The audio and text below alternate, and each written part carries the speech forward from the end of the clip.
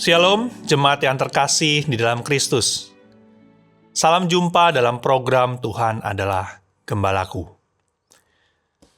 Saudara, di dalam setiap kesibukan kita, tekanan hidup yang kita alami, kita sering lupa bahwa banyak relasi, kedamaian, dan kepercayaan dalam hidup ini dibangun atau dihancurkan lewat satu hal sederhana, mulut kita. Hari ini Tuhan mengundang kita untuk bisa merenungkan ulang kembali seberapa serius kita menjaga mulut kita, menjaga sikap kita. Karena itu, kita sama-sama memperhatikan dan membaca dari Amsal 16 ayat 28 sampai 30. Orang yang curang menimbulkan pertengkaran, dan seorang pemfitnah menceraikan sahabat yang karib. Orang yang menggunakan kekerasan menyesatkan sesamanya dan membawa dia di jalan yang tidak baik. Siapa memejamkan matanya, merencanakan tipu muslihat. Siapa mengatupkan bibirnya, sudah melakukan kejahatan. Saudara, Amsal ini menggambarkan bagaimana kata-kata dan juga sikap kita bisa membawa kehancuran. Bahkan ketika tampaknya sepertinya biasa saja. Semua dimulai dari orang-orang yang curang.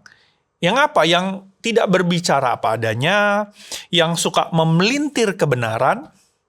Ia tidak langsung berteriak atau mencaci maki.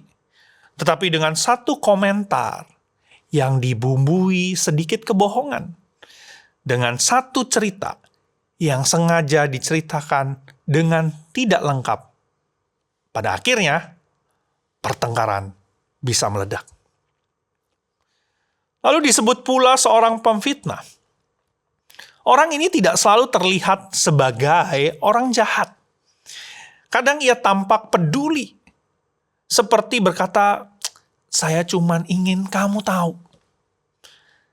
Saya ingin mengatakan sesuatu untuk kebaikan kamu." Tetapi ternyata ucapannya itu mencerai-beraikan sahabat yang karib. Persahabatan yang dibangun bertahun-tahun akhirnya bisa hancur oleh apa? Oleh satu kalimat tanpa kasih. Kemudian di ayat berikutnya bicara tentang orang yang melakukan kekerasan. Tetapi kekerasan di sini bukan hanya secara fisik, ya, memukul, menendang. Ada juga kekerasan dalam bentuk tekanan emosional. Kata-kata yang tajam atau ajakan yang bisa jadi menyesatkan. Sudah dikatakan ada orang yang membawa orang lain menjauh dari jalan Tuhan. Bukan karena mengajak dengan paksa, tetapi dengan bujukan yang manis dan manipulatif. Dan akhirnya, di ayat 30 menutup perangkaian ini dengan gambaran yang sangat kuat namun diam-diam. Dikatakan siapa memejamkan matanya, merencanakan tipu daya.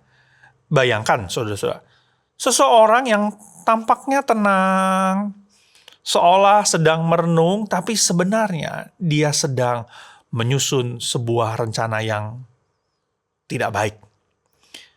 Dilanjutkan, siapa mengatupkan bibirnya sudah melakukan kejahatan. Saudara, bibir yang diam, tapi penuh niat untuk melukai. Ini bisa menunjukkan tindakan yang jahat. Diam pun bisa berdosa. Jika diam itu menyimpan kebencian, jika diam itu disengaja untuk menjatuhkan, atau jika kita sengaja tidak meluruskan yang salah, ini adalah sebuah kejahatan.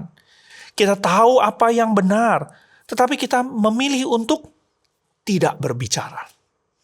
Ini adalah sebuah kejahatan. Saudara, Tuhan tidak hanya melihat apa yang keluar dari mulut kita, tetapi juga apa yang kita simpan di dalam diam kita. Saudara, ada seorang ibu yang hidupnya berubah karena satu komentar pedas dari kerabatnya.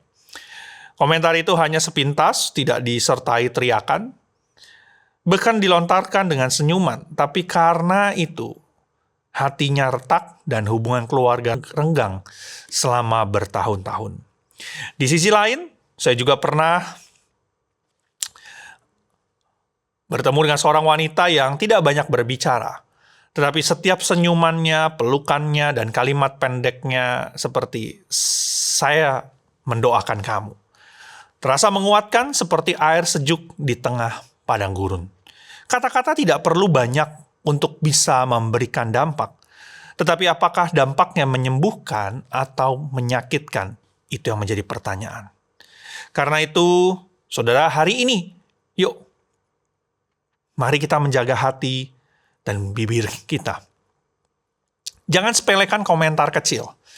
Bisa jadi itu sedang memecah atau membangun. Jangan biarkan gosip atau cerita setengah benar mengalir melalui mulut kita.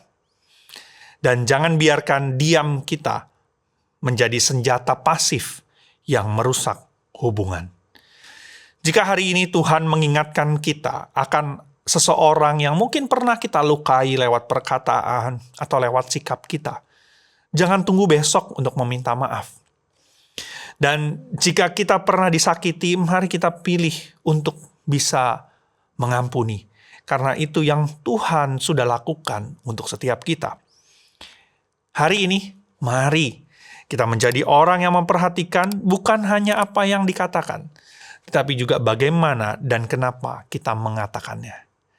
Biarkan kata-kata dan sikap kita menjadi alat perdamaian, bukan pemecah relasi.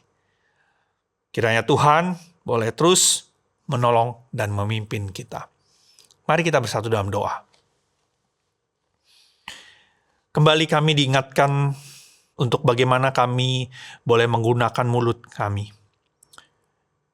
Ya Tuhan, biarlah apa yang kami katakan walaupun kecil, sedikit, tapi biarlah itu boleh membangun dan menguatkan.